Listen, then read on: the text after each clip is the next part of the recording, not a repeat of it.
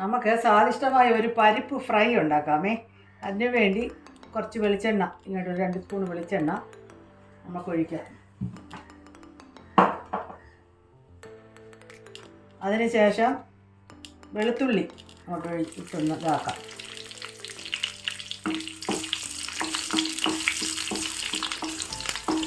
വെളുത്തുള്ളി അത് നല്ലതായിട്ട് അങ്ങോട്ട് ഫ്രൈ ആകുമ്പോൾ നമുക്ക് പച്ചമുളക് അങ്ങോട്ട് ചേർക്കാം.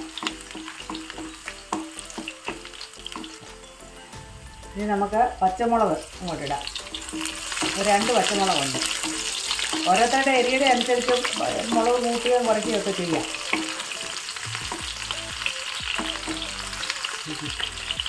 ഇനി നമുക്ക് അരിഞ്ഞ് വെച്ചിരിക്കുന്ന സവാള, ഒരു മുറിച്ച ഒരു സവാളയാണ്. കൊച്ചുള്ളി ഉണ്ടെങ്കിൽ അതാണ് നല്ലത്. സവാളയാണ് ഞാൻ ചേർക്കുന്നത്.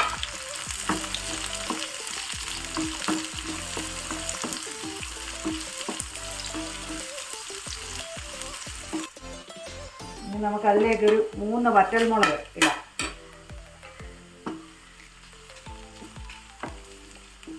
അതിൻ്റെ കൂടെ തന്നെ കരിയാപ്പിലയും കൂടെ നമുക്കിടാം.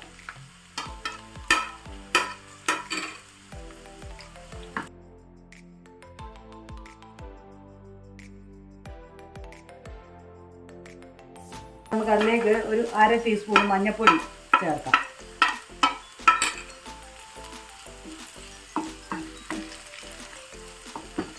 ഇത് ക്രഷ് ചെയ്ത് വെച്ചിരിക്കുന്ന മുളക് 1 ടീസ്പൂണ്.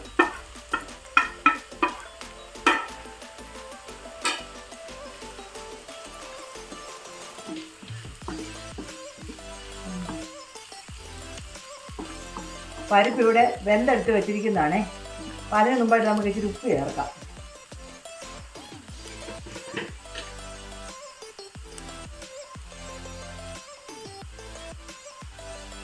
ഒരു 1/2 ടീസ്പൂൺ ഉപ്പ് നമുക്ക് അതിനകത്ത് ചേർക്കാം. പരിപ്പ് ഇവിടെ വെന്ത് വെച്ചിരിക്കുന്നതാണേ. അപ്പം നമുക്ക് അതങ്ങോട്ട് ചേർക്കാം. നേരത്തെ വെന്ത് എടുത്ത് വെച്ചിരിക്കുന്ന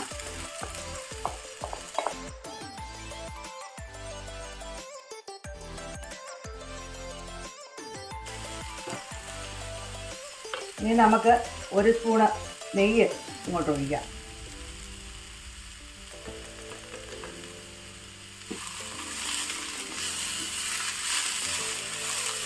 ഇതെല്ലാം കൂടെ അങ്ങോട്ട് വഴറ്റി എടുക്കുമ്പോൾ എന്നാ രുചിയാണെന്നറിയാമോ ഈ പരിപ്പ് ഫ്രൈക്ക്. ചോറിനൊക്കെ വളരെ നല്ല ഒരു ടേസ്റ്റുള്ള ഒരു ഫുഡാണ് ഇത്. എല്ലാവരും ഒന്ന് ട്രൈ ചെയ്ത് നോക്കണേ.